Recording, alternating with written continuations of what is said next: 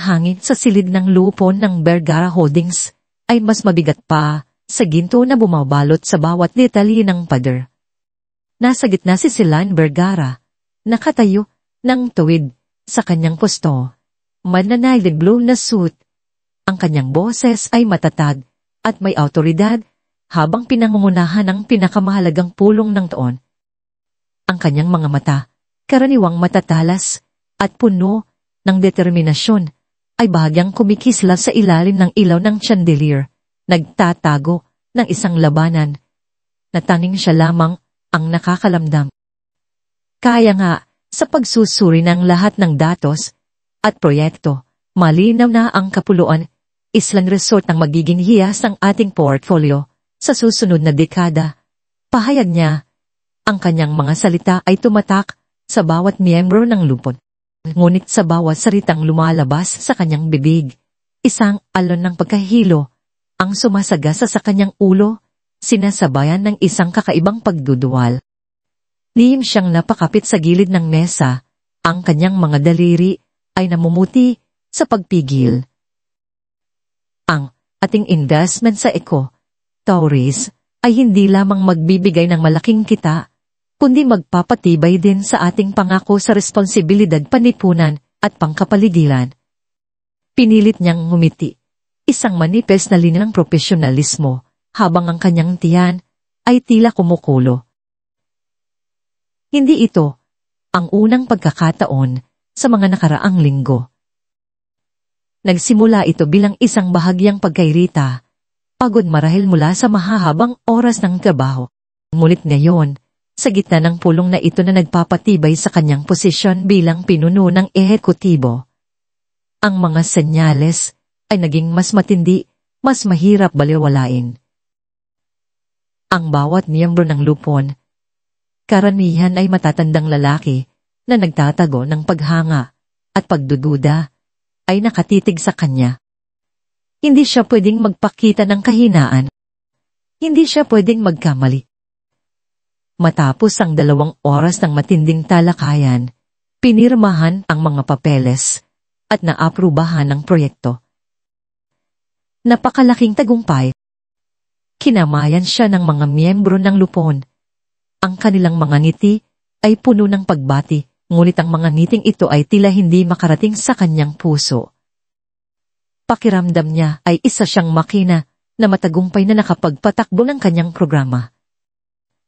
Ngunit sa sandaling lumabas ang huling miyembro ng lupon, isang malalim na paghinga ng pagod ang kumawala mula sa kanyang dibdib. Ang kanyang katawan ay nanginginig, hindi sa takot o kaba, kundi sa matinding pagkapagod. Ang tagumpay ay tila isang pabigat, hindi isang gantimpala. Nang gabing iyon, sa kanyang maranyang penthouse na nakatanaw sa kumitsinang na syudad, ang katahimikan ay nakakabingi. Ang mga ilaw ng Maynila ay tila nagpapahiwatig ng kanyang pag-iisak. Matapos maligo, suot ang kanyang sakbaytrobe. Lumakad si Celine patungo sa kanyang malaking banyong marmol. Ang kanyang puso ay kumakaba. Ang kanyang kamay ay nanginginig habang inilalabas niya ang isang maliit na puting kahon mula sa kanyang bag. Isang pregnancy test kit. Matagal niya itong tinitigan. Ang liwanag mula sa salamin ay nagpapakinang sa plastik. Hindi niya pinansin ang mga panunukso ng kanyang isip, ang mga pagdududang gumagapang sa kanyang dibdib. Kailangan niyang malaman. Bawat segundo ay tila isang oras habang naghihintay siya. Ang kanyang hininga ay humihigpit, ang kanyang lalamunan ay natutuyo. Inabot niya ang salamin, tinitigan ang kanyang sariling refleksyon, isang babaeng matapang at walang takot. Ngayon ay nagtatago ng isang nakakapanlamig na takot sa kanyang mga mata. Nang sa wakas ay sumulpot ang 2 pulang guhit. Ang mundo ay tila gumuho sa ilalim ng kanyang mga paa. Ang plastik na bagay ay nahulog mula sa kanyang nanginginig na kamay. Gumawa ng isang maliit na tunog habang tumatama sa sahig ng marmol. Pumagsak siya sa sahig, ang kanyang mga kamay ay itinabon sa kanyang mukha, habang ang mga luhang matagal nang pinigil ay kumawala, dumadaloy na parang ilog.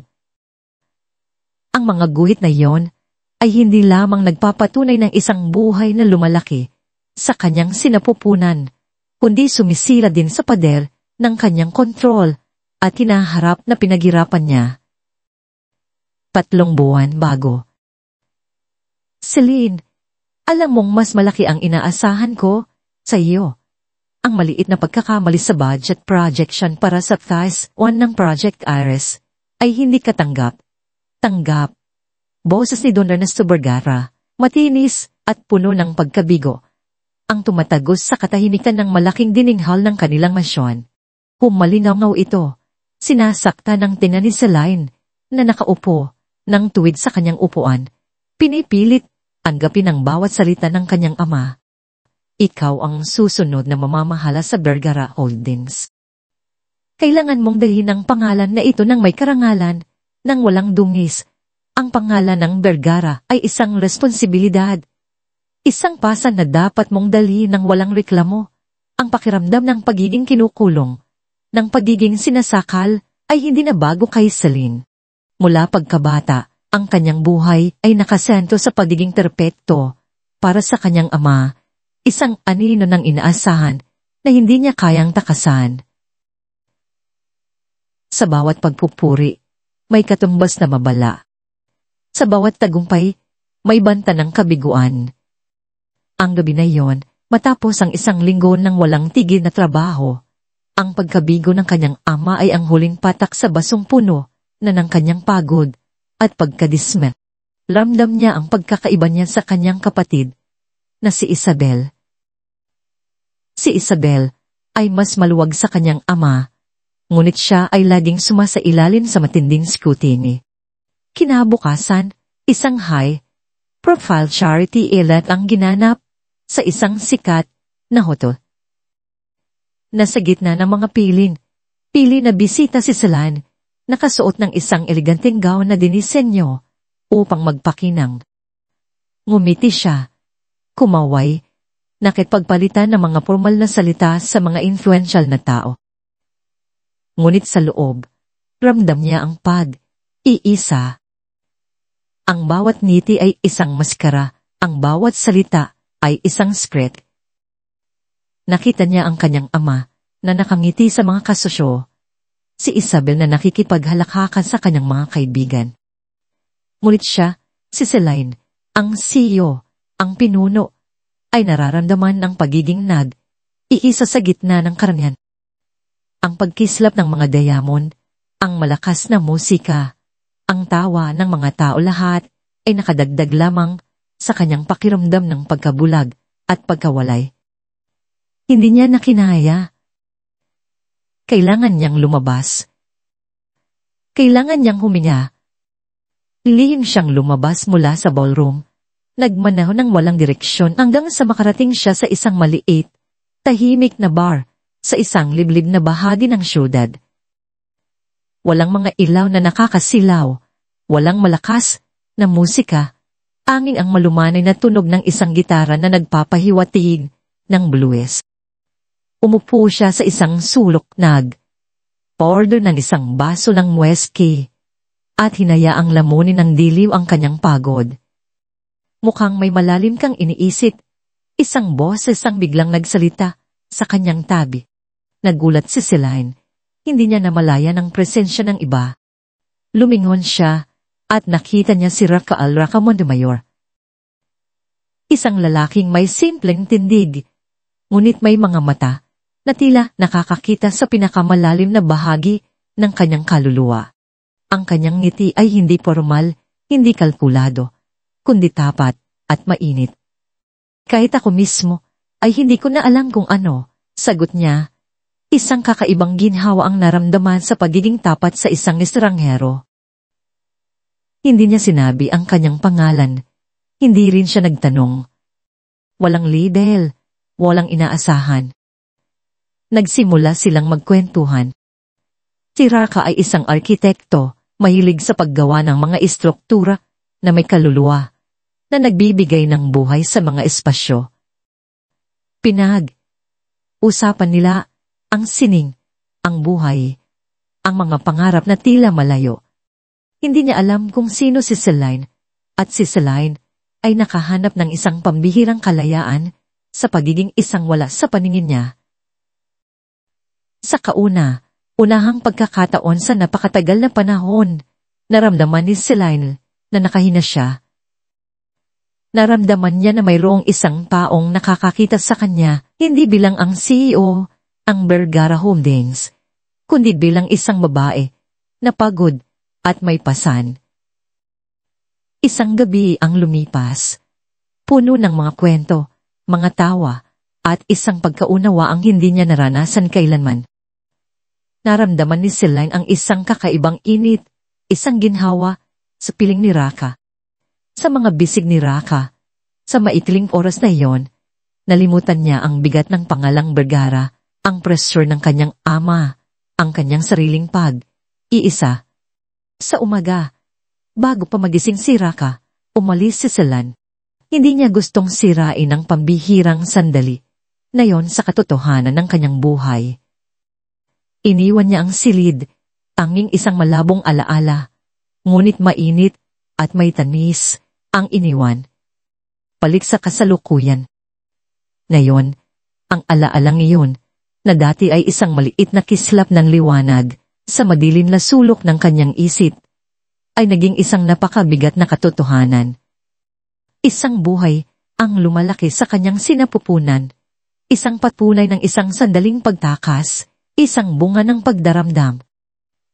Hindi ito pwede, bulong niya, ang kanyang tinig ay naninginig. Ang kahihiyan, ang unang salitang pumasok sa kanyang isip. Ang kanyang ama, si Don Ernesto, ay hindi kailanman tatanggapin ito. Ang Vergara Holdings, ang pangalang Vergara, ang lahat ng pinaghirapan niya ay masisira. Ang kanyang karera, ang kanyang kinabukasan, ang kanyang buong pagkatao, ay nakakabit sa imahe ng perpeksyon at kontrol. Pinikit niya ang kanyang mga mata, hinayaan ang mga luhang dumaloy. Nararamdaman niya ang isang bahagi ng kanyang sarili na takot, puno ng pangamba sa galit ng kanyang ama. Ngunit mayroon ding isang maliit na kislap ng pagmamahal na nagsisimulang sumibol sa kanyang puso, para sa buhay na kanyang dala. Paano niya pagsasamahin ng lahat? Ang kanyang tungkulin bilang tagapagbana ng Vergara, ang kaisipang kahiyan na ipapataw sa kanya, at ang kailangang kaligayahan ng isang ina. Pakiramdam niya ay nakulong siya sa pagitan ng dalawang mundo, isang kinabukasan na tila naghihintay na gumuho. Kabanata 2, ang muling paglitaw ang balita ay dumating ng hindi inaasahan, tulad ng isang kidlat sa kalagitnaan ng araw. Sa loob ng opisina ni Don Ernesto, kung saan ang bawat sulok ay pinuno ng mga tanda ng kapangyarihan at lumang kasaysayan, nagtipon ang pamilya Vergara para sa isang emergency meeting.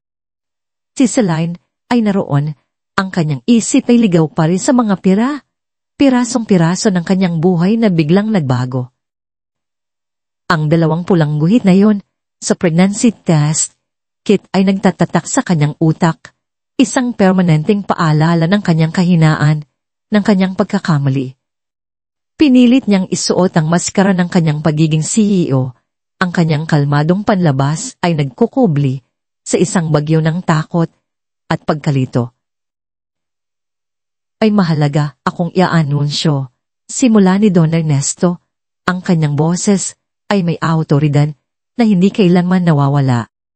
Nakaupo siya sa kanyang malaking silya, ang kanyang mga mata ay nagliliyab sa pananagik, isang bagay na bihira makita ni Celine para sa isang proyekto. Tulad ng alam ninyo, ang kapuluan, isang resort, ang ating magnum opus.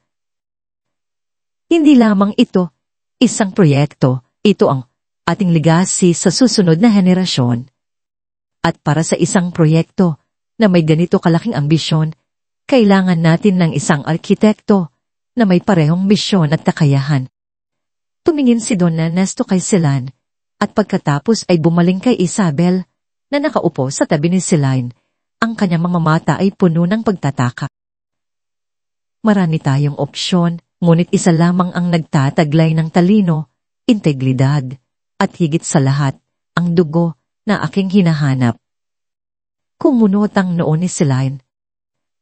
Dugo? Ano ang ibig sabihin ng kanyang ama? Nagsimula siyang makaramdam ng isang kakaibang kutob. Matagal na ang nakalipas, patuloy ni Don Ernesto, ang kanyang tinig ay lumambot ng bahagya sa paggunita. Naranasan ng Vergara Holdings ang isang napakalaking krisis pinansyal, isang bagay na hindi na naaalala ng marami sa inyo. Ito ay sa panunungkulan ng inyong lolo. Kung hindi dahil sa henyo at katapatan ng isang partikular na individual, ang ating imperyo ay maaaring gumuho. Siya ang gumawa ng isang disenyo na nagligtas sa atin. At ngayon, ipinagmamalaki kung ipahayag na ang kanyang anak, si Rafael Montemayor, ang magiging chief architect para sa Kapuluan, isang resort. Ang pangalan. Taka. Umalik ang lahat ng alaala ni Celine sa kanya, hindi malabo, kundi malinaw at matalin.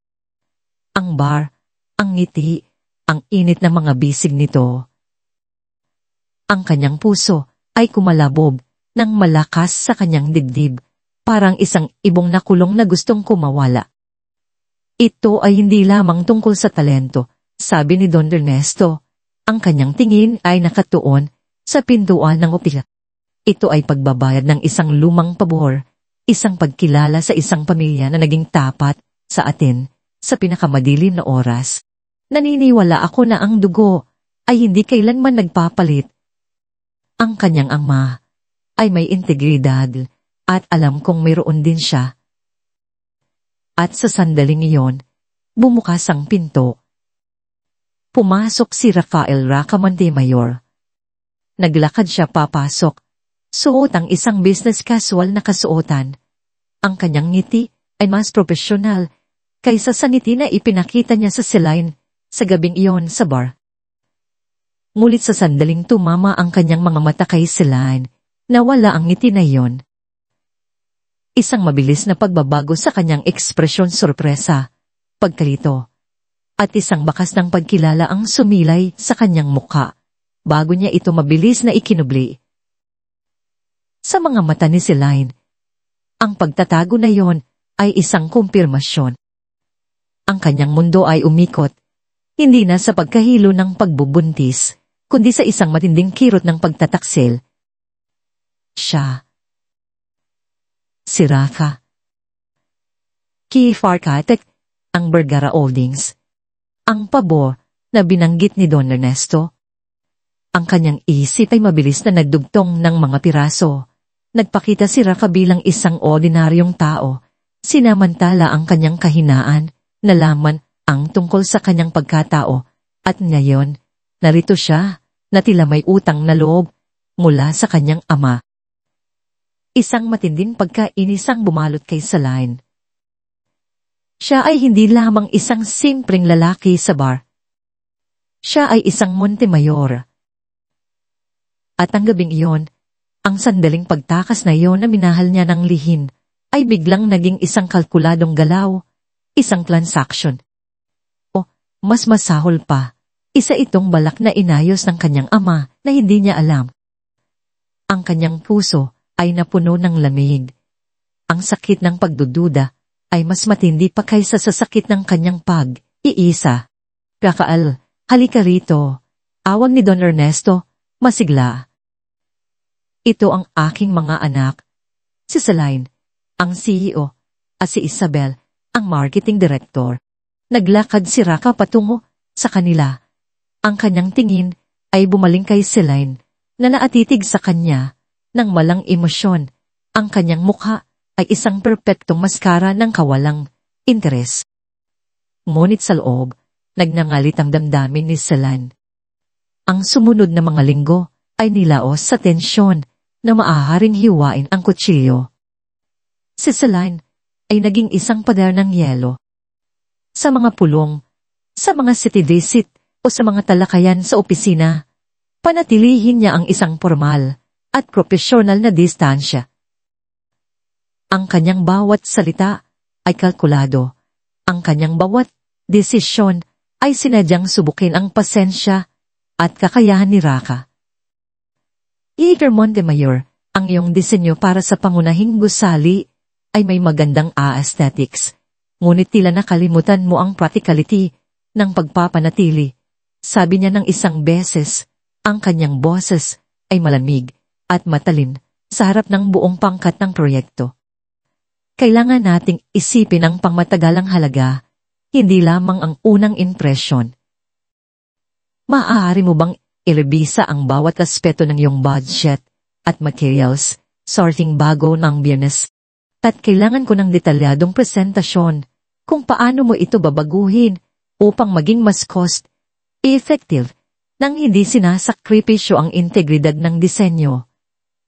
Dapat ito ay kumpleto at handa para sa aking review sa Biyernes ng umaga. Isang halos imposibo na digan. Ngunit si Raka, kahit na ang pagkalito sa kanyang mga mata ay hindi nawawala, ay nanatiling kalmado. Opo, Miss Vergara. Susundin ko po ang inyong instruction. Ang kanyang bawat tugon ay may paggalang. Ang kanyang bawat kilos ay may pagpapakumbaba.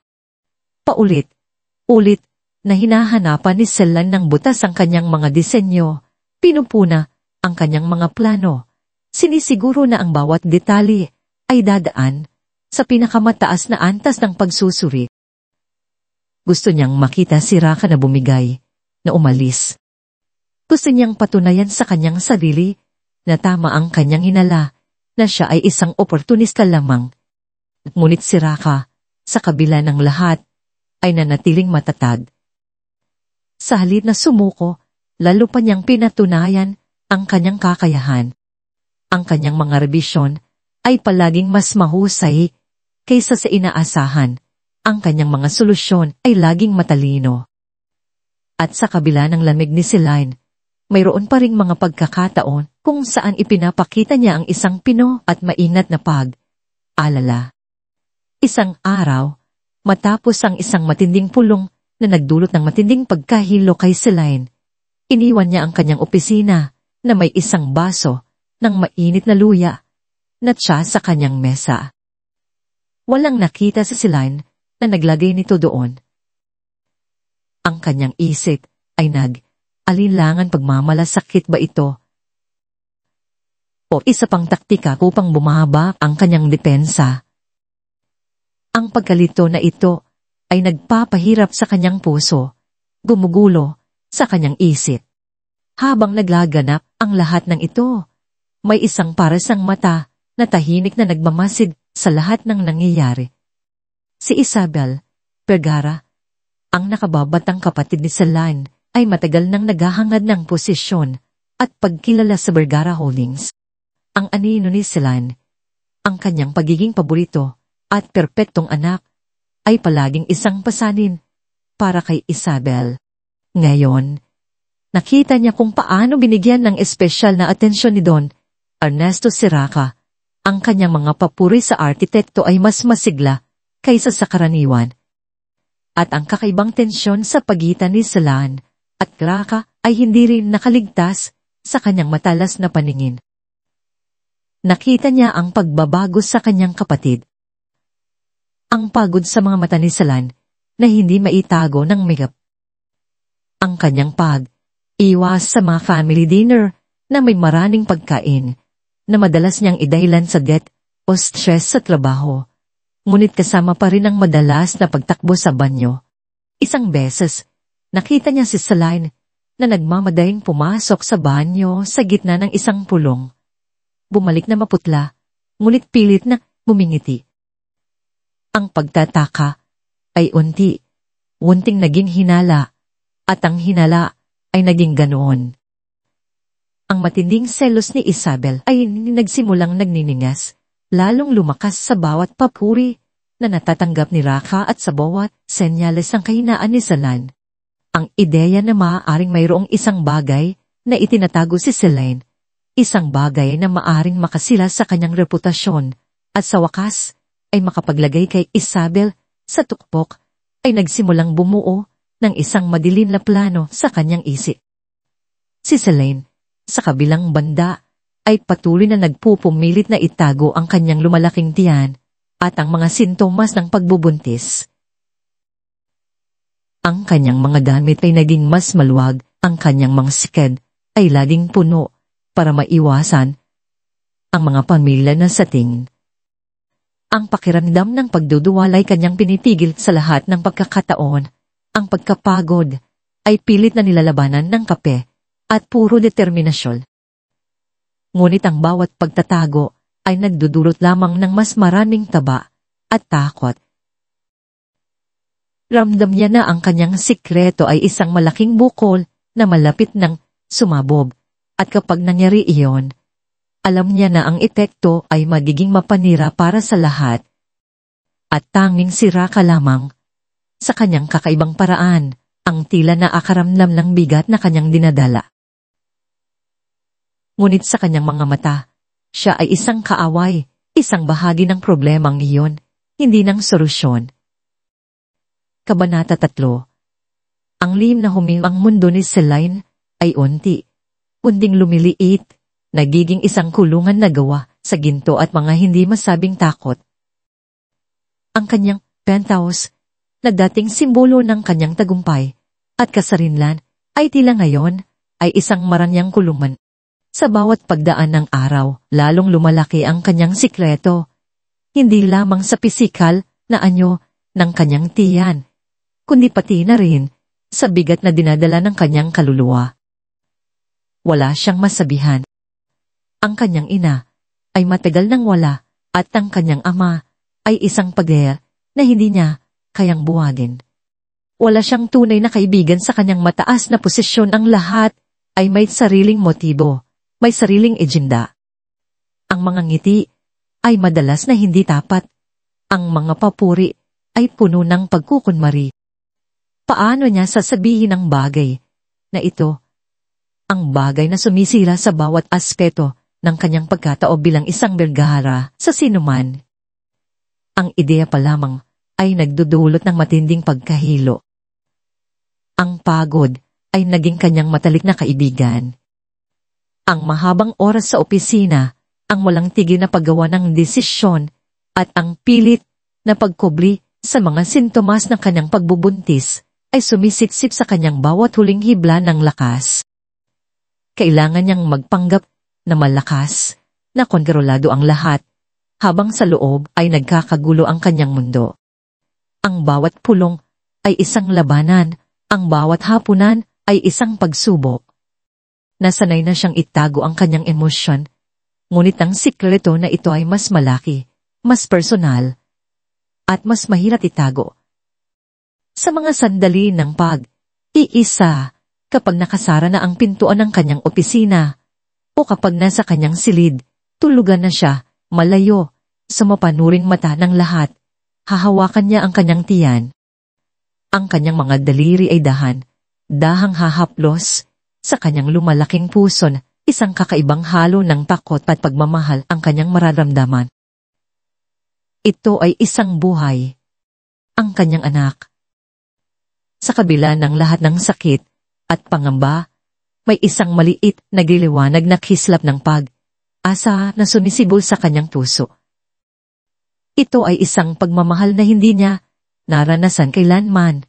Isang pagmamahal na tila mas malakas pa kaysa sa kanyang sariling takot.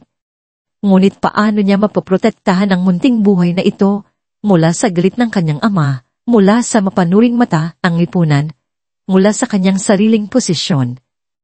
Ang kanyang buhay ay tila isang balansehan, at ang pagbubuntis na ito ay nagbabanta na sirain ang lahat.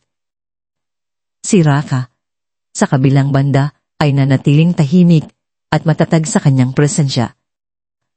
Sa kabila ng pader na itinayo ni Selene, hindi siya sumuko. Pinagmamasdan niya si Celine.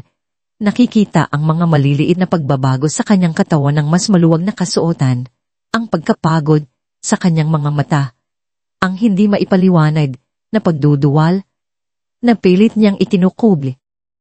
Nararamdaman niya na mayroong isang bagay na malaki, isang bagay na personal, ang dinadala ni Celine. Ang mga kilos ni Raka ay laging banayad, hindi kapansin. Pansin, ngunit laging naroroon. Isang baso ng mainit na tsa na may luya na biglang lumilitaw sa kanyang mesa matapos ang isang matinding pulong. Isang pagtulong sa pagbubuhat ng mabibigat na dokumento na tila aksidenteng dumaan si Raka sa tamang oras. Isang simpleng pagtatanong kung maayos ba siya, na may mga mata na puno ng tunay na pag-aalala, hindi ng paghadal. Ang bawat kilos na yon ay nagdulot ng gulo sa puso ni Celine. Ang bahagi ng kanyang sarili na pinipilit na maniwala na si Raka ay isang oportunista lamang, isang manggagansyo na gumagamit ng kanyang koneksyon sa ama upang umakyat, ay nagsisimulang gumuho. Ang mga kilos na ito ay hindi kalkulado. Ang mga ito ay tapat, tila galing sa puso. Ngunit paano? Paano kung nagkakamali siya? Paano kung ang pagdududa niya ay isang pagtataksil sa tunay na damdamin ni Raka? Ang kanyang isip ay patuloy na naglalabanan sa pagitan ng matinding pagdududa at ng kinalilimutang pagnanais na maniwala, na magtiwala. Ngunit ang takot sa pagkabigo, sa pagtataksil, ay mas malakas. Hindi naman nawawala ang lahat ng ito sa mata ng kanyang nakababatang kapatid, si Isabel. Ang paninibugho ni Isabel kay Celine ay lumalaki sa bawat pagdaan ng araw, tulad ng isang laso na dahang kumakalat sa kanyang sistema. Si Celine ay ang paborito, ang perpekto, ang tagapagmana. Si Isabel, sa kabila ng kanyang sariling pagsisikap, ay palaging nasa anino ng kanyang kapatid. Ngayon, sa pagdating ni Raka, nakita niya kung paano nagbabago ang dinamika. Ang interes ni Don Ernesto kay Raka, ang kakaibang tensyon sa pagitan ni Celine at Raka, at ang mga pisikal na pagbabago ni Celine, lahat ay tila nagpapahiwatig ng isang malaking lihim. Nagsimula si Isabel sa kanyang sariling investigasyon. Hindi siya bobo. Nakinig siya sa mga tawag sa telepono ni Celine. Kausap niya ang mga staff na malapit kay Celine, nagtatanong ng mga bagay na tila walang koneksyon. Nalaman niya na madalas na umaalis si Celine sa opisina nang hindi nagsasabi o sinasabing may emergency meeting na hindi nakalista sa kanyang schedule. Sinundan niya ang mga trail ng impormasyon hanggang sa natklasan niya ang isang hindi pamilyar na pangalan sa listahan ng mga pasyente sa isang pribadong fertility clinic sa isang malayo at eksklusibong bahagi ng syudad. Ang pangalan, Celeste Reyes. Nagkaroon ng kakaibang kutod si Isabel. Namanmanan niya ang klinika. Isang hapon, nakita niya si Celine na lumabas sa klinika, nakasuot ng malaking sunglasses at maluwag na scarf at may dalang isang maliit na bag na may tatak ng klinika. Habang papalabas si Celine sa parking lot, nakuha ni Isabel ang isang mabilis na larawan gamit ang kanyang telepono, isang sulyap sa loob ng bag, at nakita niya ang isang makulay na folder na may logo ng maternity. Isang ngiti ang sumilay sa labi ni Isabel. Isang ngiting hindi nakikita sa kanyang mga mata.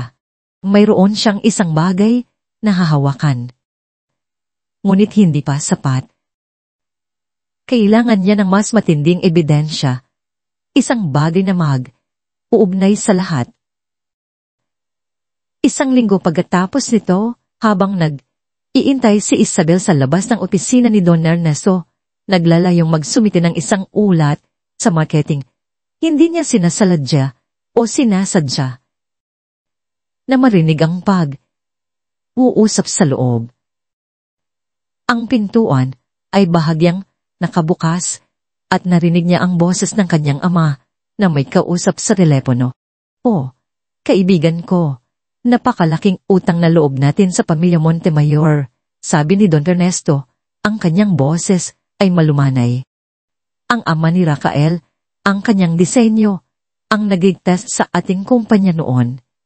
At si Rafael mismo, isang napakadaling na bata. Noong isang beses, noong nagkaroon ako ng personal na problema, walang hesitation siyang tumulong. Nagpalipas siya ng gabi sa aking opisina, nagtrabaho, hanggang umaga upang ayusin ang lahat. Alam kong mapagkakatiwalaan siya. Ang dugo ay hindi talaga nagpapalit. Tumigil ang mundo ni Isabel. Ang pagbubuntis ni Celine, ang muling paglitaw ni Raka, ang utang na loob ng kanilang ama sa pamilya Montemayor. At ngayon, ang personal na pagditiwala ni Don Ernesto kay Raka dahil sa isang gabi na tila tumulong si Raka sa kanyang ama. Isang makamandag na ideya ang nabuo sa isip ni Isabel. Ito ay hindi lamang tungkol sa isang kasintahan na nabuntis. Ito ay isang balak. Isang plano ni Celine at Raka. Posible kaya na si Celine, na may ganitong pangangailangan sa pagtanggap ng ama, ay gumamit ng isang lalaki na may koneksyon sa kanyang ama, isang lalaki na pinagkakatiwalaan ng kanyang ama, para lang masigurado ang kanyang posisyon, para lang masigurado na ang kanyang anak ay tatanggapin, at para sa bandang huli ay kontrolin ng Vergara Holdings. Ang lahat ng ito ay tila isang nakakapalindig, balahibong pagtataksil, isang suklan na balak upang agawin ang lahat mula sa kanyang pamilya. Ang paninibugo, ang pagnanais na makita si Celine na bumagsak ay naging isang apoy na hindi na makontrol. Alam niya kung ano ang kanyang gagawin. Mayroong isang nalalapit na family dinner. Hindi lamang ito ordinaryong hapunan. Ito ay isang tradisyon ng Vergara na idinaros minsan sa isang buwan, kung saan tinatalakay ang mga importanteng bagay na may kinalaman sa pamilya at negosyo. Ang mga pinsan, tiyuhin, at tiyahin ay naroroon din, ang matatandang miyembro ng lupon na may malaking impluwensya kay Don Ernesto. Ito ang perpektong pagkakataon. Sa isang masarap na ngiti, isang ngiting puno ng pagtatago at masamang hangarin, nagplano si Isabel. Hahayaan niya ang lahat na makita ang katotohanan. Hahayaan niya ang kanyang ama na malaman ang pagtataksil na ginawa ni Celine. Sa wakas, ang kanyang sandali ay darating. Siya, si Isabel, ang magliligtas sa pangalan ng Vergara, at sa pagbagsak ni Celine, sa wakas ay makukuha niya ang posisyon na sa tingin niya ay karapat, dapat, para sa kanya. Ang laro ay nagsisimula pa lamang. Kabanata 4, ang paghaharap sa katotohanan. Ang Englanding dining hall ng mansyon ng mga Vergara ay napuno ng gintong liwanag mula sa malalaking chandelier, nagpapainang sa pinakintab na mahabang mesa na gawa sa kahoy na nara. Ang bawat setting ng plato ay isang gawa ng sining na may porselana mula sa Europa at kubyertos na gawa sa pilak. Ang amoy ng masasarap na lutuing Pinoy at internasyonal ay bumalot sa hangin, naghahalo sa mabigat na pabango ng mga bulaklak na nakalagay sa gitna ng mesa. Naroroon ng mga miyembro ng pamilya, Vergara, kasama ang ilang mahahalagang kasosyo sa negosyo, mga matataas na personalidad na ang bawat galaw ay may bigat sa lipunan. Ang kapaligiran ay formal, may bahagyang tensyon na nakasabit sa bawat ngiti at palitan ng salita, tulad ng inaasahan sa isang pagtitipon ng mga elite. Napakaganda ng ayos ni Celine ngayong gabi. Suot niya ang isang eleganting dark green na gown na bumabalot sa kanyang bahagyang lumalaking tiyan na sinikap niyang itago sa pamamagitan ng strategic folds ng tela at maluwag na disenyo. Ang kanyang buhok ay nakapusod ng maayos at ang kanyang mukha ay may pilit ng ngiti, nagkukubli sa isang bagyo ng kaba at pag-aalala. Sa tabi niya, si Raka ay nakaupo ng propesyonal sa dulo ng mesa na nakalaan para sa mga key personal ng proyekto.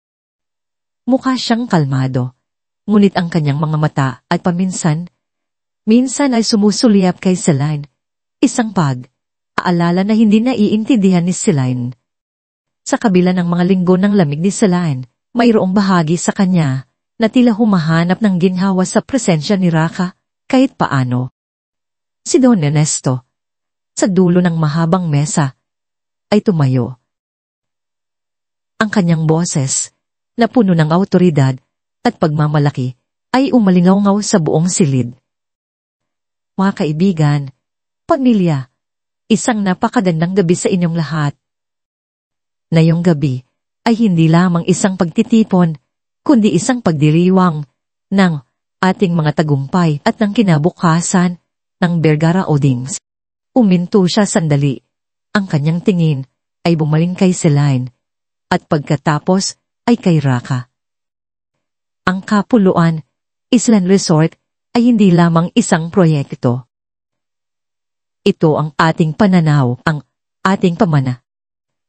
At sa pangunguna ng aking anak na si Celine, at sa henyo ng ating chief architect, si Raka Almonte Mayor, sigurado akong magiging isang hiyas ito sa ating korona, isang malakas na palakpakan ng pumuno sa silid.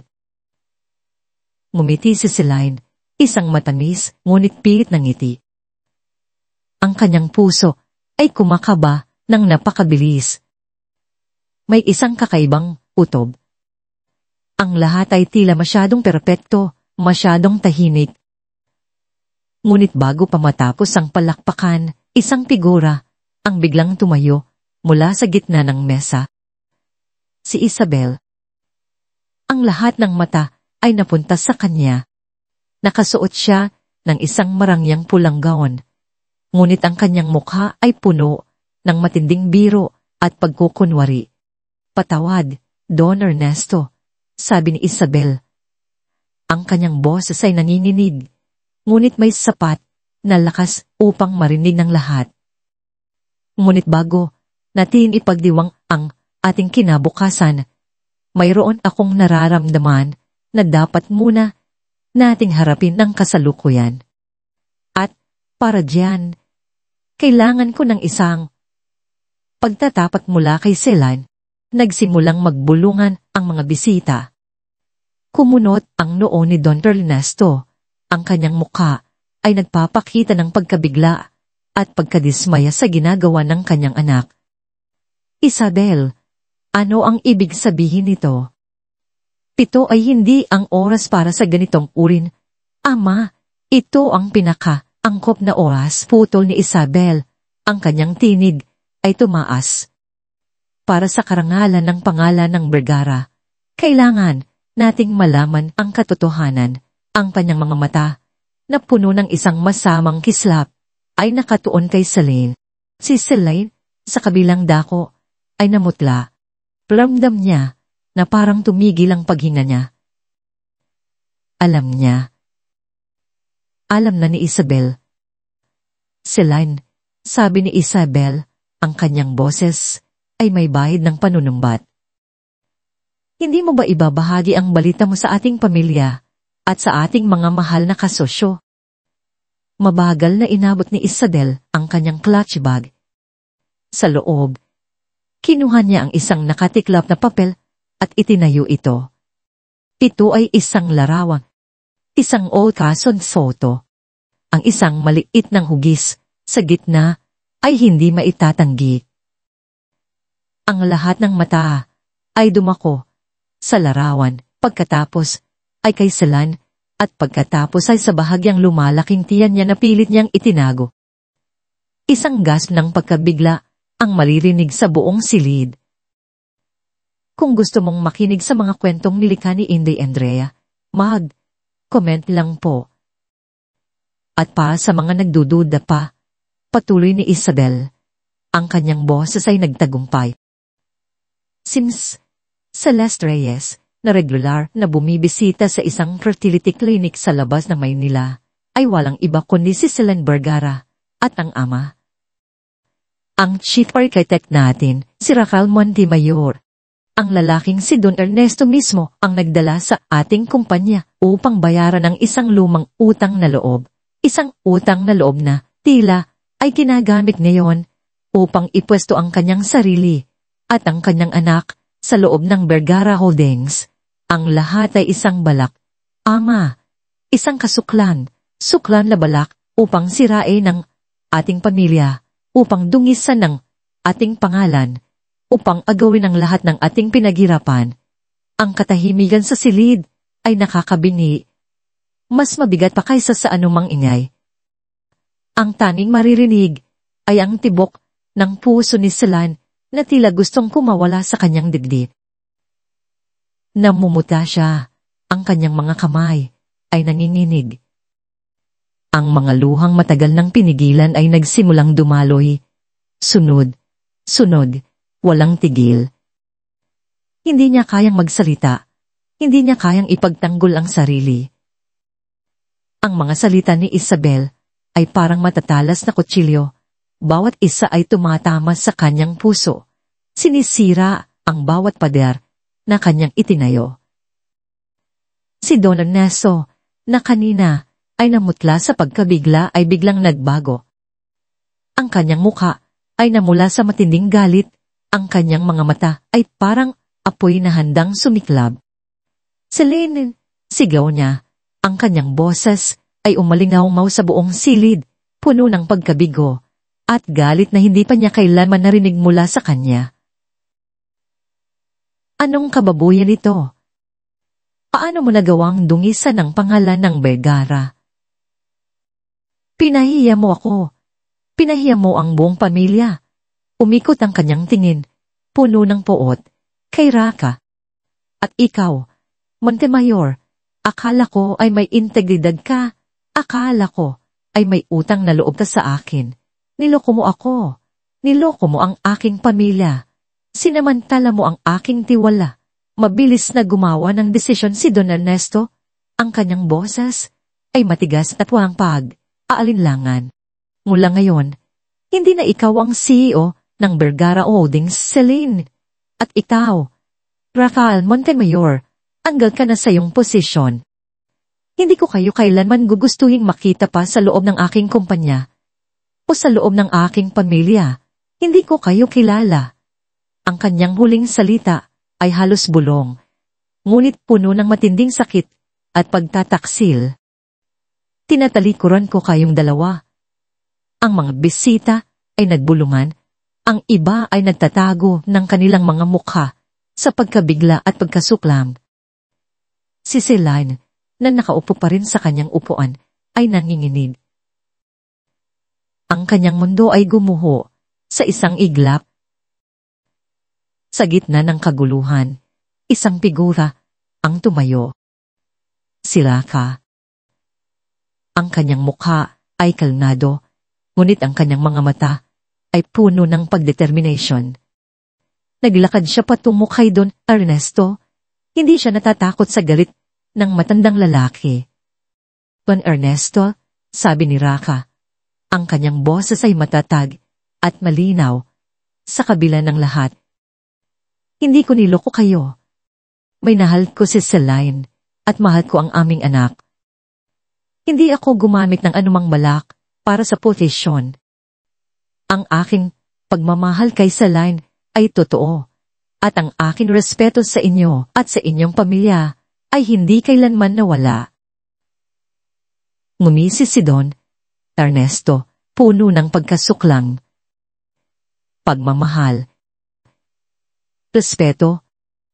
Magkano ang halaga ng iyong pagmamahal at respeto, Montemayor? Bibigyan kita ng sapat na halaga upang mawala ka sa buhay namin. 1,000,000 piso, 10,000,000, kahit ano pa ang gusto mo, basta't iwanan mo si Celine at ang anak mo. Huwag na huwag kang magpakita sa kanila kailaman. Hindi, sagot ni Raka.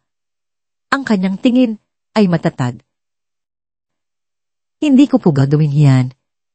Hindi ko po iiwan si Celine at ang aming anak. Hindi po mabibili ng pera ang pagmamahal ko sa kanila. Ang matinding pagtanggi ni Raka ay lalong nagpainis sa galit ni Don Ernesto. Kung gayon, lumayas ka. Lumayas kayong dalawa sa aking bahay. Ngunit bago pa matapos ang kanyang salita, isang bagay ang nangyari. Si Celine, na kanina ay tahimik na lumuluha, ay biglang umaray. Napakapit siya sa kanyang tiyan, ang kanyang mukha ay namutla. Isang matinding kirot ang kanyang naramdaman, mas matindi kaysa sa anumang sakit na kanyang naranasan sa kanyang buhay. Ang mga salita, ang galit, ang kahihiyan, ang lahat ay tila bumalik sa kanya at ang kanyang katawan ay bumigay. Napakapit siya sa kanyang tiyan, ang kanyang mga daliri ay namumuti. Ang gown niya ay tila masikip, ang kanyang hininga ay humihigpit. Celine, sigaw ni Raka. Mabilis siyang lumapit kay Celine, yumuko sa tabi niya. Ang kanyang mga mata ay puno ng matinding pag-aalala. Ano ang nangyayari? Masakit. Napakasakit. Bulong ni Celine. Ang kanyang boses ay nanginginig. Nagsimulang lumabas ang tubig mula sa kanyang katawan. Nagsimula siyang magkaroon ng contraction. Ang maagang panganganak. Ang matinding shock at emosyonal na sakit ay tila nagdulot ang malaking problema sa kanyang pagbubulis. Kailangan nating pumunta sa ospital. Sigaw ni Raka, agad na binuhat si Celine sa kanyang bisid. Hindi niya pinansin ang mga bisita na nakatitig sa kanila na may pagkamuhi at pagkasuklam. Hindi niya pinansin ang galit na tingin ni Don Ernesto. Ang taning nasa isip niya ay si Celine at ang kanilang anak. Mabilis siyang naglakad palabas ng dining hall. Bitbit si Celine na nanghihina. Ang mga tawag ni Don Ernesto ay umalingaw-ngaw sa likuran niya, ngunit hindi niya ito pinansin. Ang lahat ng mata ay nakatuon sa kanilang dalawa, sa kahihiyan, sa pagkabigla, sa isang buhay na nagbabalak na sumulpot sa gitna ng kaguluhan at pagtataksil. Ang pintuan ng mansyon ay bumukas at sumara, na iwan ang isang silid na puno ng kaguluhan at isang ama na naiwan sa isang madilim na gabi ng katotohanan. Kabanata 5, ang pagsubok ng pananampalataya. Ang gulong ng sasakyan ni Raka ay tila humahangpa sa bawat butas ng kalye. Ngunit ang bilis nito ay hindi pa rin sapat para sa krisis na kanilang kinakaharap.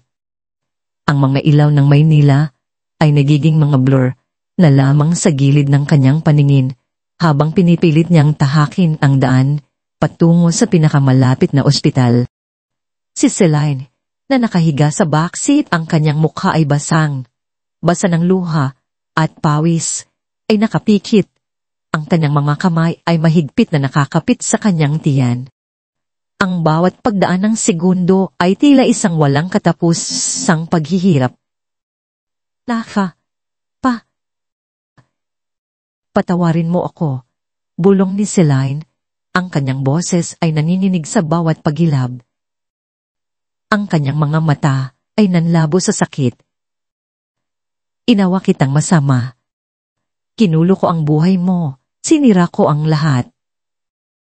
Bawat salita ni Celine ay parang kutsilyo sa puso ni Raka. Pinilit niyang manatiling kalmado. Ang kanyang mga kamay ay mahigpit na nakahawak sa manibela. Huwag kang magsalita ng ganyan, Celine. Sabi niya, ang kanyang tinig ay puno ng matinding pag-aalala. Walang kasalanan. Wala kang ginawang masama. Ang tanging importante ngayon ay ikaw at ang ating anak. Nandito lang ako. Hindi kita iiwan. Hindi. Pilit niyang sinisikap na makuha ang kamay ni Celine na nakakapit sa kanyang tiyan. Nang mahawakan niya ito, naramdaman niya ang init ng kanyang palad, isang munting pag-asa sa gitna ng kaguluhan. Lalabanan natin ito. Magkasama tayo sa line. Magkasama tayo para sa ating anak.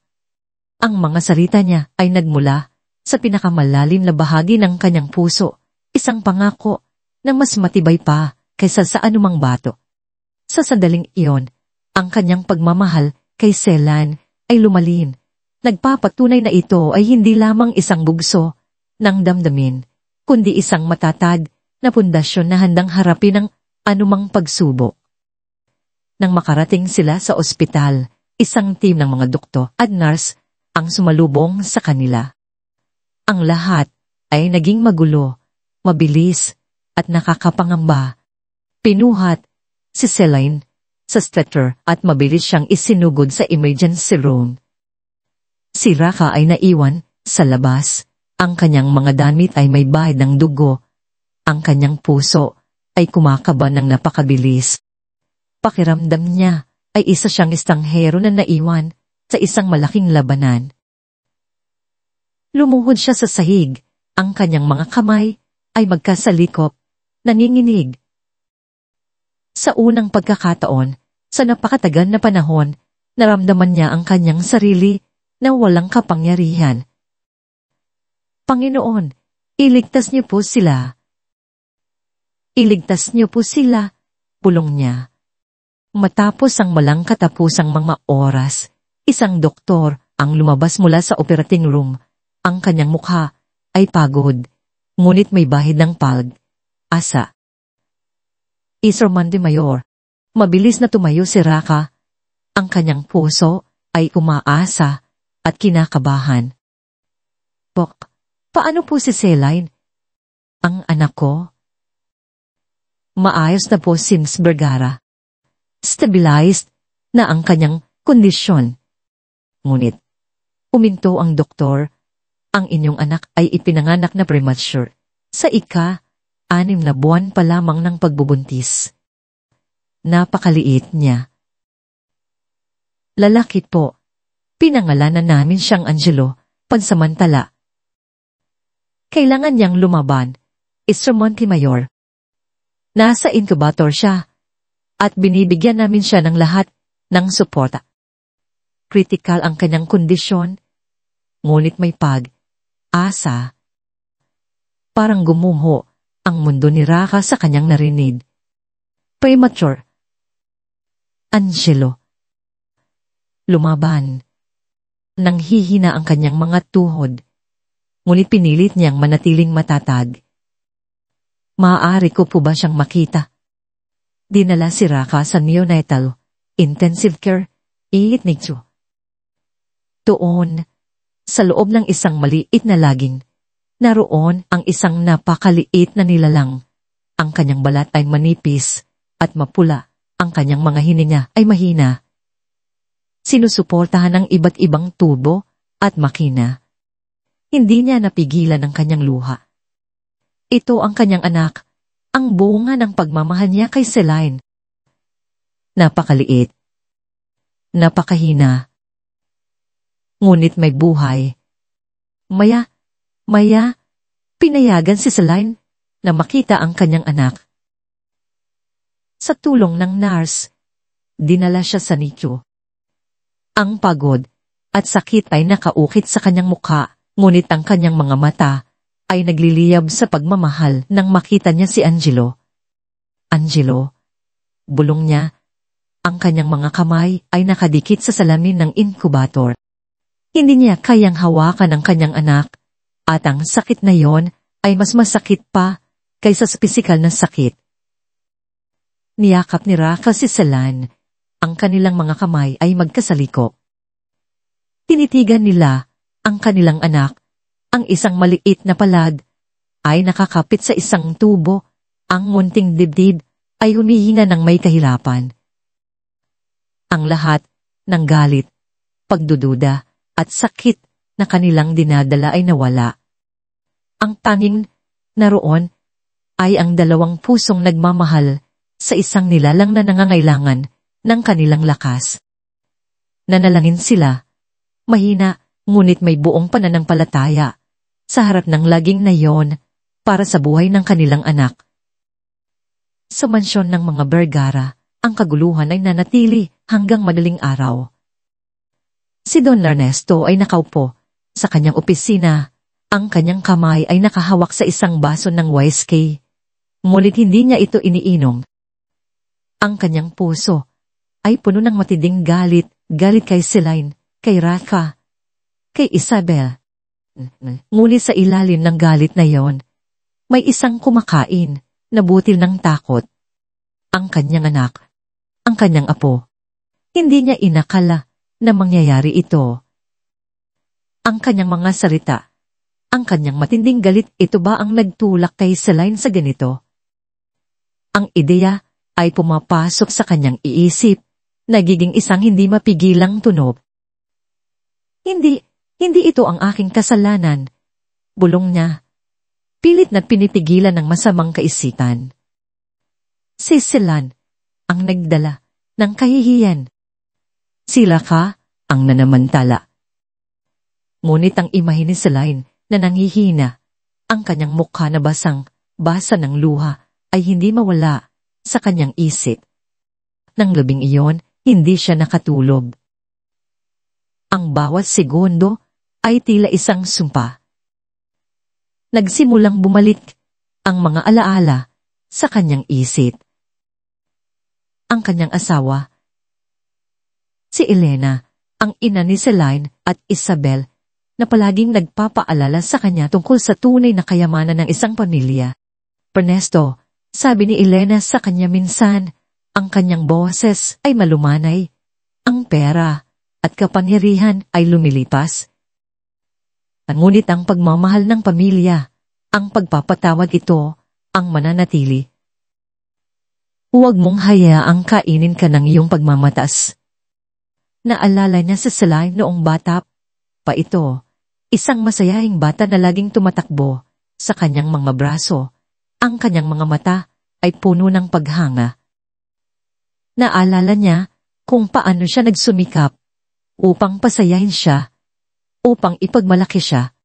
Ngunit sa paglipas ng panahon, ang kanyang pagmamahal ay nagbago, naging isang seri ng mga inaasahan, ng mga pamantayan na halos imposibleng abutin.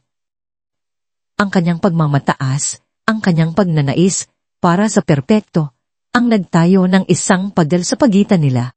Ang balita tungkol sa pagbubuntis ni Celine ay isang pagkabigla. Oo.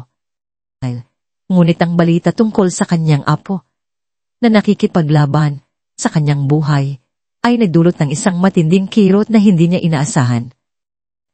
Isang Montemayor ang kanyang apo, ngunit isa rin itong Vergara.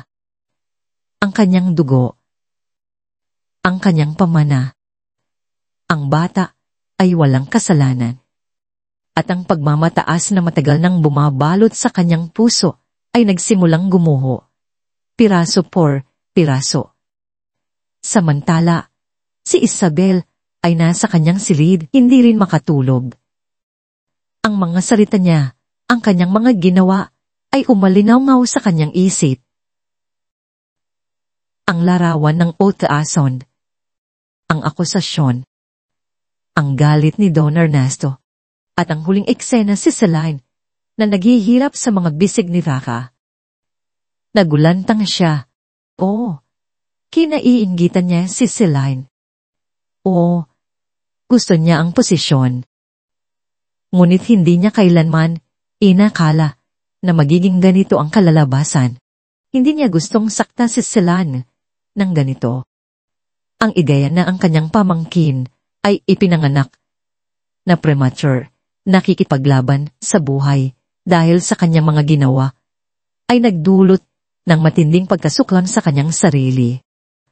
Ang matinding paninibugho na bumabalot sa kanya ay nawala, naglaho na parang usok. Ang natila ay ang matinding pagsisisi. Ano ang nagawa ko? Pulong niya. Ang kanyang boses ay nanginginig. Ang lahat ng kanyang ambisyon ay naging abo. Saan siya nagkamali? Hindi niya nakinaya. Tumayo siya nagmamadaling lumabas ng kanyang silid at naglakad patungo sa opisina ng kanyang ama. Nakita niya si Don Ernesto na nakaupo, nakatulala.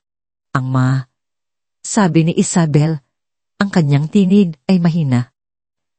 Tumingin si Don Ernesto sa kanya. Ang kanyang mga mata ay walang buhay. "Isabel, ano pa ang gusto mo?" "Ama, kasalanan ko po ang lahat," sabi ni Isabel. Ang kanyang mga luha ay nagsimulang dumaloy. Lumuhod siya sa harap ng kanyang ama. Ang kanyang muka ay puno ng matinding pagsisisi. "Nagkamali po ako. Naging makasarili ako. Nakinig po ako sa aking inggit. Hindi ko po inisip ang kapakanan ni Ate Celine o ng ating pamilya. Ginawa ko po ito para sa aking sarili, Ama. Dahil gusto kong mapansin niyo po ako. Dahil gusto kong maging ako ang CEO." Ang mga salita ni Isabel ay parang sampal sa mukha ni Don Ernesto.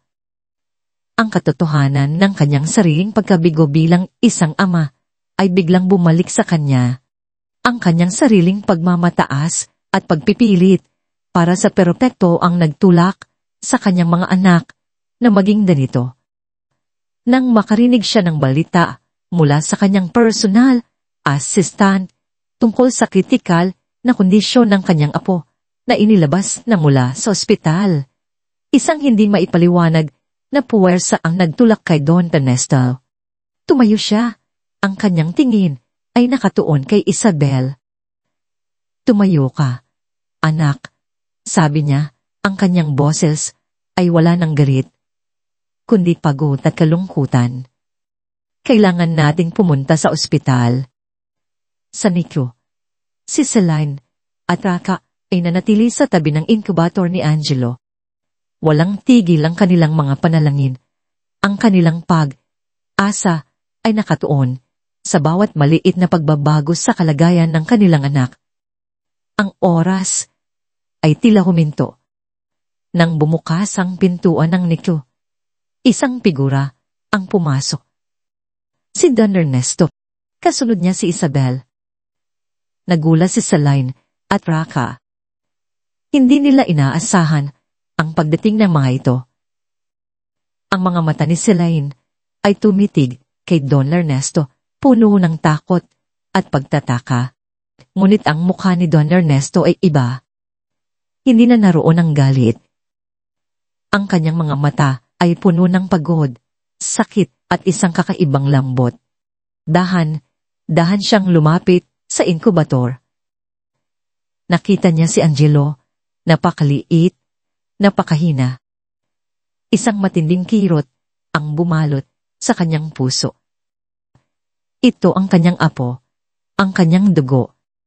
Lumingon siya kay Celine, na nakaupo sa isang upuan. Ang kanyang mukha ay maputla at pagod.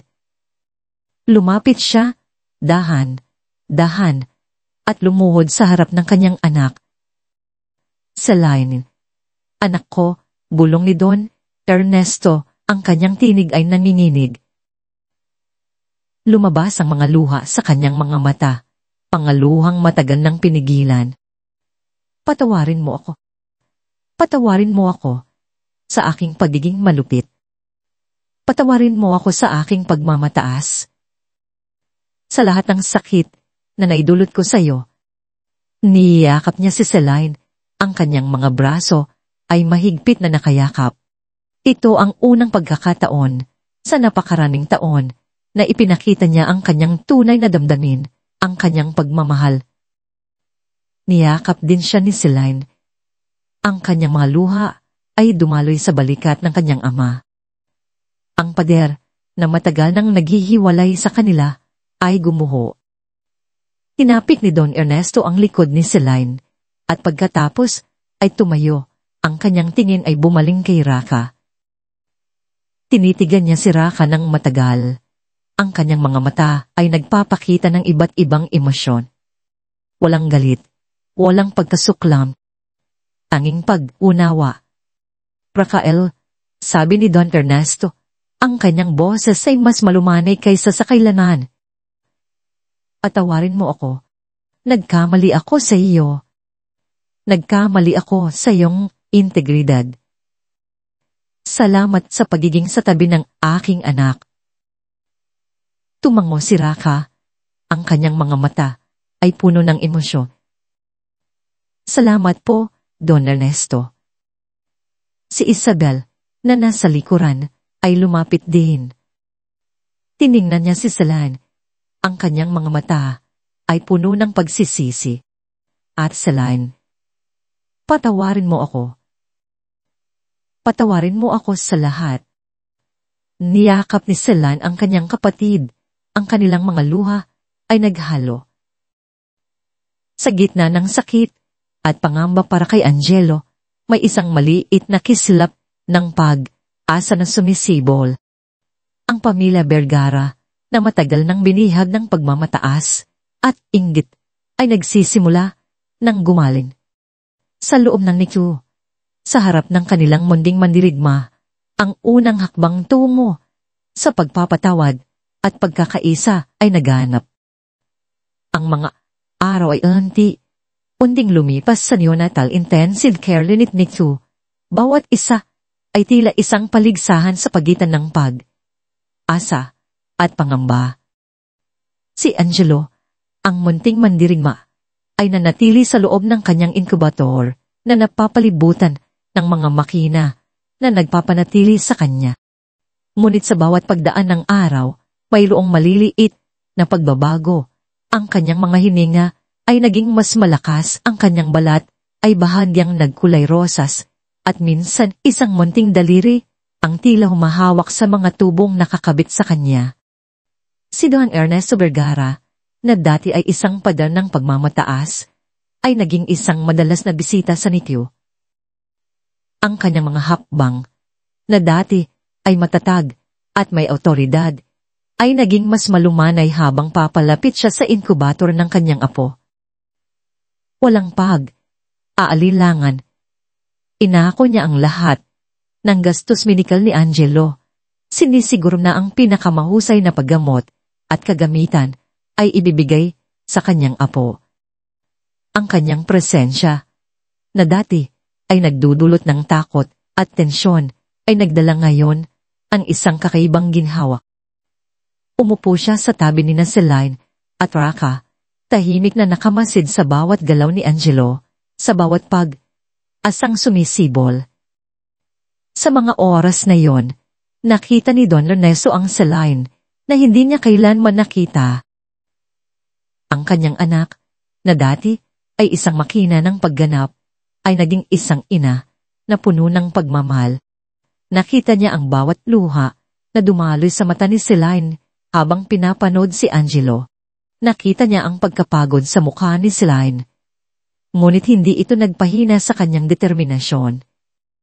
At si Raka, ang lalaking minsang inakala niyang oportunista, ay naging isang bato ng suporta para kay Celine. Ang kanyang mga mata ay laging puno ng pag-aalala. Ang kanyang kamay ay laging handang humawak sa kamay ni Celine. Ang kanyang mga salita ay laging puno ng pag-asa, tulad ng isang matibay na haligi sa gitna ng bagyo. Isang hapon, habang nagpapahinga si Celine sa kanyang silid, naiwan si Don Ernesto at Raka sa tabi ng incubator ni Angelo.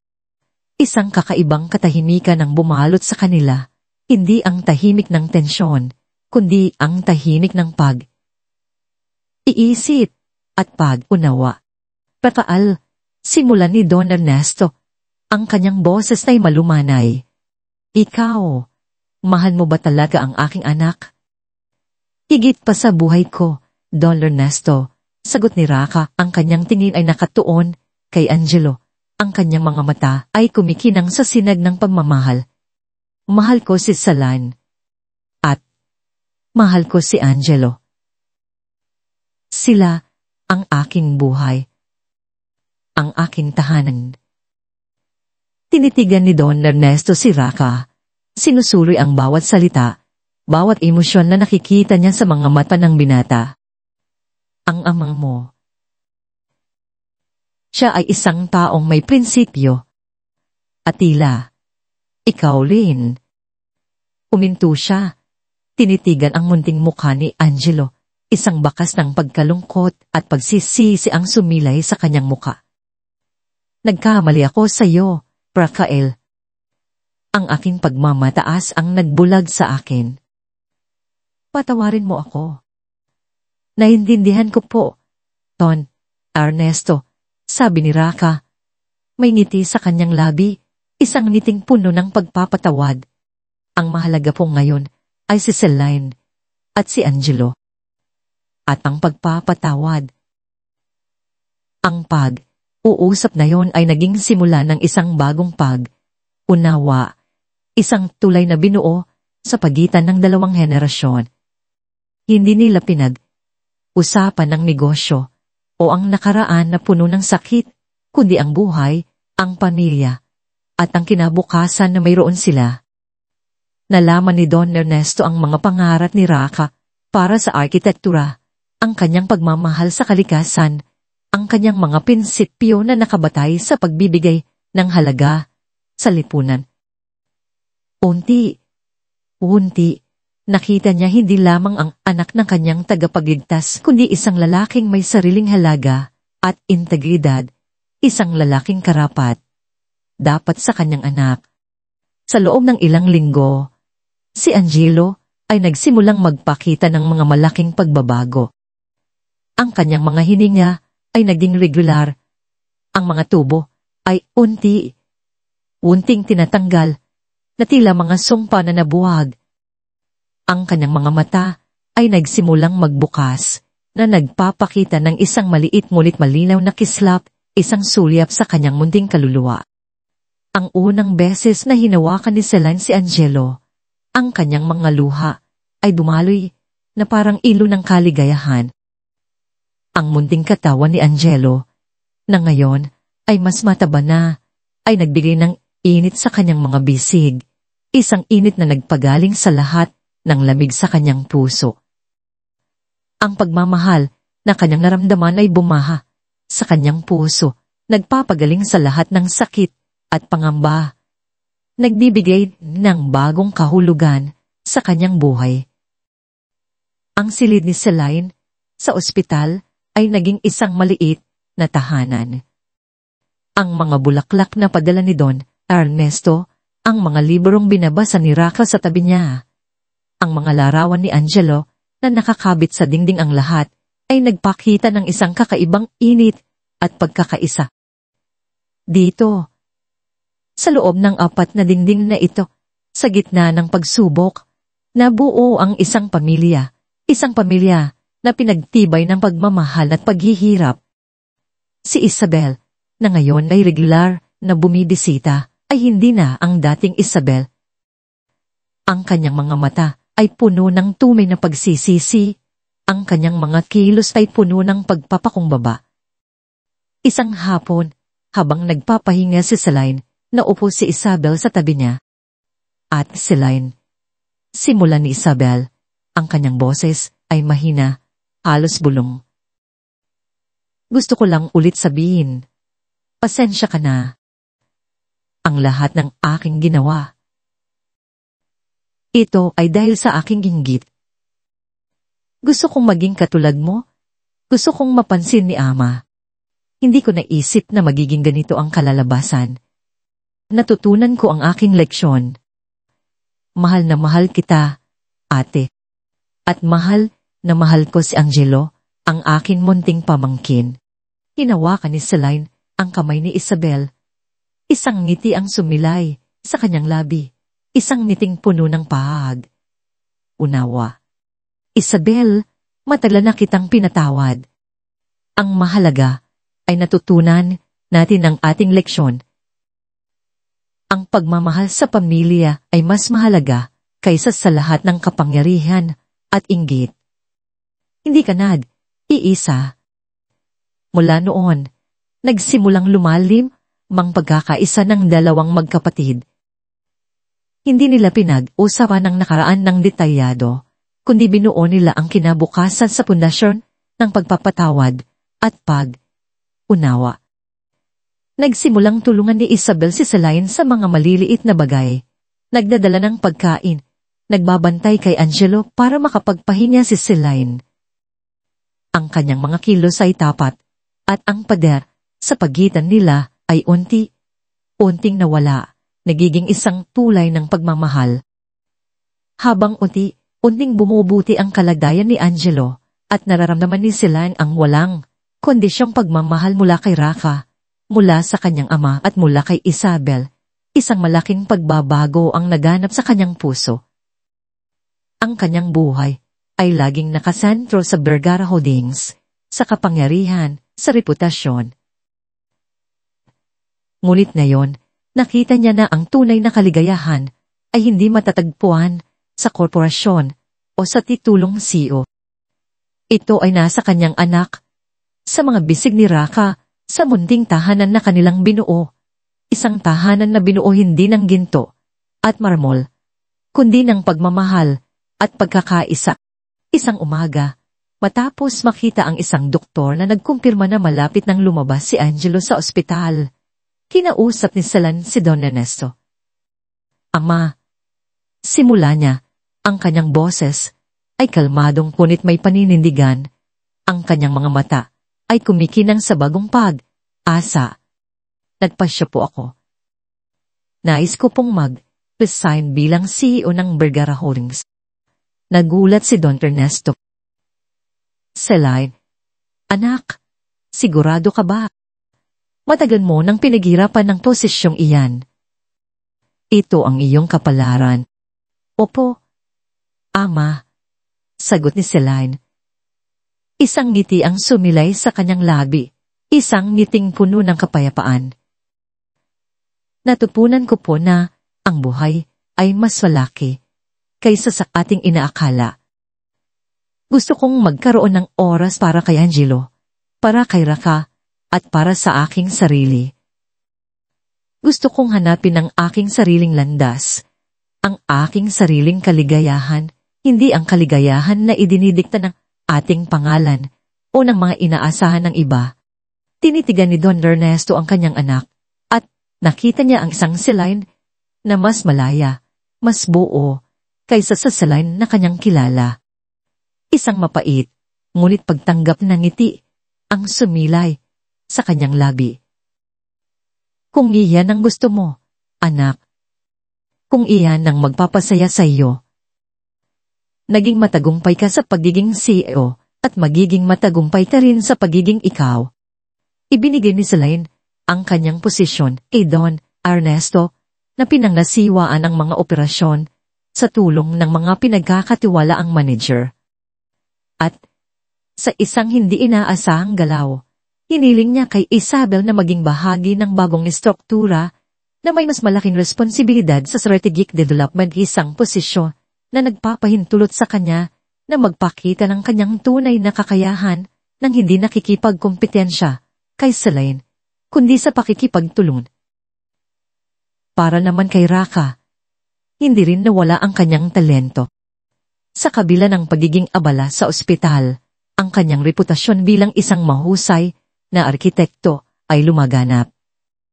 Nakatanggap siya ng maraming alok mula sa iba't ibang kumpanya na nangangako ng kapangyarihan at kayamanan. Ngunit ang kanyang puso ay nanatili sa kanyang mga prinsipyo, sa kanyang bisyon ng isang mundo na may mas magandang istruktura. Sa halip na tanggapin ang mga alok, nagpasya siyang itatag ang sarili niyang kumpanya, ang Montemalor Designs, ang kanyang focus. Mga proyekto na hindi lamang maganda, kundi may kahulugan sa lipunan at pangmatagalan, mga disenyo na nagbibigay respeto sa kalikasan at sa komunidad.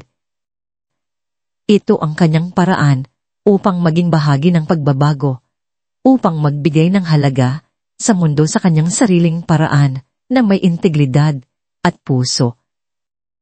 Ang pamilya Vergara, na minsang tila gumuho sa ilalim ng bigat ng kapangyarihan at inggit, ay nagsimula sa isang mahabang proseso ng pagpapagaling. Si Don Ernesto, na bagaman na natiling may tiyak na pagka-istrikto, ay natutunan ng ipahayag ang kanyang pagmamahal at pagtanggap sa kanyang mga anak. Ang kanyang pagbisita kay Angelo ay naging regular na bahagi ng kanyang araw, at ang bawat ngiti ng kanyang apo ay tila nagpapagaling sa kanyang mga sugat, nagpapaalala sa kanya ng tunay na kahulugan ng buhay. Si Isabel, sa kabilang banda, ay natagpuan ang kanyang tunay na halaga hindi sa pakikipagkumpetensya, kundi sa pakikipagtulungan at tunay na paglilingkod sa kumpanya at sa kanyang pamilya. Nagsimula siyang magtrabaho ng mas mabuti, hindi para sa sarili, kundi para sa isang mas malaking layunin, isang pamilyang kanyang bahagi. Ang bawat miyembro ng pamilya ay natuto ng isang mahalagang leksyon na ang tunay na kayamanan ay hindi nasusukat sa salapi o kapangyarihan, kundi sa pagkakaisa at pagmamahal. Ang kanilang tahanan, na minsang naging pugad ng tensyon, ay nagsisimulang maging isang tunay na kanlungan ng kapayapaan kung saan ang bawat isa ay tanggap at mahal. Kabanata 7, ang ating tahanan lumipas sa naraang ilang taon at ang dating tahimik na penthouse si Celine ay napuno na ngayon ng masiglang halakhak at kislap ng maliliit na paa. Si Angelo, ang kanilang munting mandirigma, ay isa ng malusob at malikot na bata na may mga mata na kasing kinang ng mga bituin at mga pisngi na kasing pula ng mansanas. Sa edad na 3, siya ay isang bukal ng kagalakan na walang pagod na tumatakbo sa loob ng kanilang bahay, naglalaro ng kanyang mga laruan at naghahanap ng mga bagong pakikipagsapalaran. Ang bawat sulok ng bahay ay tila nabuhay sa kanyang presensya. Ang kanyang mga tawag ng mama at papa ay ang pinakamatamis na musika sa taingan ni Celine at Raka. Ang buhay nila Celine at Raka ay payak, malayo sa dating buhay ni Celine na puno ng tensyon at pagmamadali, ngunit puno ng pagmamahal at kapayapaan. Ang kanilang bahay ay hindi kasing engrande ng mansyon ng mga Vergara, ngunit bawat kasangkapan ay may kwento. Bawat pader ay pinuno ng mga larawan ng kanilang lumalaking pamilya at bawat silid ay binabalot ng init ng pagmamahal at pag-asa. Si Celine, na minsan ay CEO ng isang malaking korporasyon, ay natagpuan na ngayon ang kanyang tunay na tahanan sa isang maliit na studio ng sining sa likod ng kanilang bahay. Ang kanyang mga kamay, na dating bihasa sa pagpipirma ng mga kontrata at paggawa ng mga kritikal na desisyon, ay ngayoy abala sa paglikha ng mga obra maestra. Mga pinturang puno ng buhay at kulay, mga eskultura na nagsasabi ng mga kwento ng pag-asa at pagmamahal. Montemayor Art Studio ang nakasulat sa kahoy na karatula sa labas, at sa bawat tislap ng paintbrush, bawat pag-ukit sa luwad, naramdaman ni Celine ang isang paglaya, isang kapayapaan na hindi niya kailanman naramdaman sa corporate world. Ang paglalarawan ni Angelo sa isang simpleng bulaklak ay maaaring maging inspirasyon para sa kanyang susunod na paintin, at ang mga paggabay ni Raka tungkol sa mga hugis at proporsyon ay nagpapalalim sa kanyang sining. Ang kanyang dating pagiging isang Vergara na nakakulong sa inaasahan ay napalitan ng pagiging Celine, isang artista, isang ina, isang asawa, na may puso na masigla at malaya. Si Raka naman, ang kanyang Montemayor Designs ay lumago at yumabong. Ang kanyang mga proyekto ay hindi na lamang tungkol sa estetika, kundi tungkol sa pagbibigay ng halaga sa komunidad at kalikasan. Siya ay naging kilala sa kanyang mga friendly na disenyo, sa kanyang mga istruktura na nagpapahalaga sa lokal na kultura at sa mga pangangailangan ng mga tao. Ang bawat blueprint na kanyang ginagawa ay may kaluluwa, bawat gusali ay may kwento. At sa tuwing bumabalik siya sa bahay mula sa trabaho, ang maiit na yakap ni Celine at ang masiglang salubong ni Angelo ay nagpapaalala sa kanya ng tunay na dahilan kung bakit siya nagsisikap. Ang silakbo ng puso na minsang nagsimula sa isang gabi ng Iisa ay ngayon isang apoy na nagbibigay ilaw sa kanilang tahan. Isang hapon, sa hardin ng kanilang bahay, habang abala si Angelo sa paghabol sa isang paro, lumuhod si Raka sa harap ni Celine, hawak ang isang simpleng singsing na may nakaukit na ak. Celine. Simula ni Raka, ang kanyang mga mata ay puno ng pagmamahal at paghanga. Hindi ko kailanman inakala na makahanap ako ng ganitong kaligayahan. Ikaw, si Angelo. Ang ating buhay, ito ang lahat ng gusto ko. Magpakasal tayo. Gusto kong maging formal na tayo sa harap ng Diyos, ng ating pamilya, at ng ating anak. Gusto kong ipangako sa iyo ang aking buong buhay, hindi lamang bilang isang asawa, kundi bilang iyong matalik na kaibigan at kasama sa bawat hamon at tagumpay. Ang mga luha ay dumaloy sa mata ni Celine, hindi sa lungkot, kundi sa matinding kagalakan. Oo, Raka, sagot niya. Oo, mahigpit niyang niyakap si Raka. Ang kanyang puso ay puno ng pagpapasalamat. Ito ang pinakamadali at pinakamatamis na desisyon na kanyang ginawa. Ang singsing, bagaman simpre, ay mas mahalaga pa sa anumang hiyas na ibibigay ng mundo. Dahil ito ay simbolo ng tunay na pagmamahal at pagtitiwala. Ang kasal ni Celine at Raka ay hindi isang grand affair sa isang hotel o katedral. Ito ay isang simple, ngunit napakainit na seremonya sa isang maliit na kapilya na napapalibutan lamang ng kanilang pinakamalapit na pamilya at mga kaibigan. Ang kapilya ay pinalamutyan ng mga sariwang bulaklak at malumanay na ilaw na nagbibigay ng isang ethereal na ganda. Si Celine ay nakasuot ng isang simpleng puting gown na dinisenyo niya mismo na nagpapatingkad sa kanyang natural na ganda at sa ningning ng kanyang mga mata. Sa bawat hakbang niya patungo sa altar, hawak ang kamay ng kanyang ama, naramdaman niya ang isang kalayaan na hindi niya kailanman naranasan. Si Don Ernesto Vergara, na dati ay isang figura ng autoridad at kaseryosohan, ay ngayon ay isang malambing na ngiti sa kanyang labi. Ang kanyang mga mata ay basa habang inihahatid niya ang kanyang anak sa altar. Nang makarating sila sa harap ni Raka, na nakatayo ng tuwid at puno ng pagmamahal, binitawan ni Don Ernesto ang kamay ni Celine. Huminto siya sandali, tinitigan si Celine ng matagal. Ang kanyang mga mata ay puno ng pagmamalaki at pagmamahal. Anak, bulong ni Don Ernesto, ang kanyang boses ay nanginginig sa emosyon. Nakita mo na ang tunay mong tahanan, hindi sa mga gusali o kapangyarihan, kundi sa pagmamahal. Maging maligaya ka, aking anak. Hinawakan niya ang kamay ni Celine at inilagay ito sa kamay ni Raka.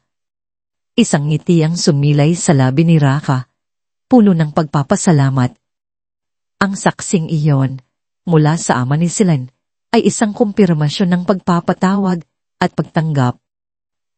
Sa gilid, nakaupo si Isabel, kasama ang kanyang bagong asawa, isang matapat na manager sa Vergara Holdings na nakatulong sa kanyang bagong papel.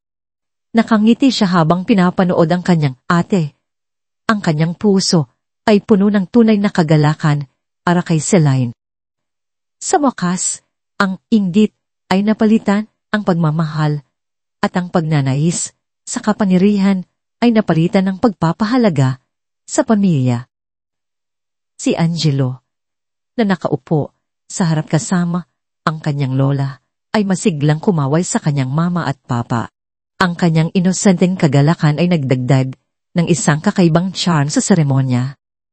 Ang mga pangako ay ipinagpalitan, ang mga singsinghi ay isinuot at sa ilalim ng malumanay na ilaw ng kapilya, sina Celine at Raka ay naging isang pamilya, hindi lamang sa batas, kundi sa puso at kaluluwa. Sa paglubog ng araw, sa isang maliit na handaan sa harlin ng bahay ni Celine at Raka, ang pamilya Vergara Montemayor ay nagtipon. Ang dating matatayog at seryosong si Don Ernesto ay nakaupo sa isang silya. Kasama si Angelo sa kanyang kandungan. Naglalaro ng kanyang mga laruan. Ang kanyang tawa ay mas malambing kaysa sa kailanman. Si Isabel ay masiglang nakikipagkwentuhan kay Celine. Ang kanilang mga tawa ay naghalo, nagpapahiwatig ng isang pagkakaisa na matagal nang nawala. Tiningnan ni Celine si Angelo na masiglang naglalaro kasama ang kanyang lolo. Ang kanyang mga mata ay puno ng isang walang katapusang pagmamahal. Tumingin siya kay Raka na nakaupo sa tabi niya. Ang kanyang kamay ay mahigpit na nakahawak sa kanyang kamay. Ang init ng kanyang palad ay nagbigay ng ginhawa. At tiningnan niya ang kanyang ama na ngayoy malaya sa bigat ng kanyang sariling pagmamataas, nakakahanap ng kagalakan sa simpleng presensya ng kanyang apo. Doon, sa gitna ng mga ngiti at tawa, naramdaman ni Celine ang tunay na kahulugan ng tahanan. Hindi ito ang malaking mansyon ng mga Vergara na puno ng ginto at marmol, ngunit walang init ng pagmamahal. Hindi ito ang kapangyarihan ng isang korporasyon na nagbibigay ng prestihiyo, ngunit iiwan ng pag-iisa. Ang tahanan ay ang bisig ni Raka, ang masiglang tawa ni Angelo, ang ngiti ng kanyang ama, ang pagpapatawad ng kanyang kapatid. Ito ang mga puso na pinagsama ng pagmamahal, ng pagpapatawad, ng katapatan, at ng mga pangunahing halaga ng pamilya. Ito ang pag-unawa na ang tunay na lakas ay hindi matatagpuan sa mga titulo o sa kayamanan, kundi sa pagkakaisa ng pamilya, sa pagtanggap ng bawat isa, sa paglabas, mula sa mga pagkiling at presyon ng lipunan na dati ay nagpipilit sa kanila. Ang silakbo ng puso ay hindi lamang kwento ng isang babaeng naghahanap ng pag-ibig, kundi kwento ng isang pamilyang natagpuan ang kanilang sarili sa gitna ng kaguluhan. Isang kwento ng pagpapatawad, ng pagbabago, ng pagtuklas sa tunay na kahulugan ng kaligayahan. Ngayon, isang bagong kabanata ang nagbukas para sa lahat. Isang buhay na payapa, makahulugan, at puno ng kagalakan. Wala na ang mga labanan sa kapangyarihan. Wala na ang bulan na pagnanais na patunayan ang sarili. Ang natitira ay ang simpleng pag-iral kung saan ang bawat isa ay maaring maging tunay na sarili at ang pagmamahal ay dumadaloy ng walang kondisyon. Ang pamilyang Montemayor, Vergara ay naging isang liwanag. Isang patunay na ang tunay na kayamanan ay nasa puso at ang tahanan ay kung nasaan ang pag-ibig.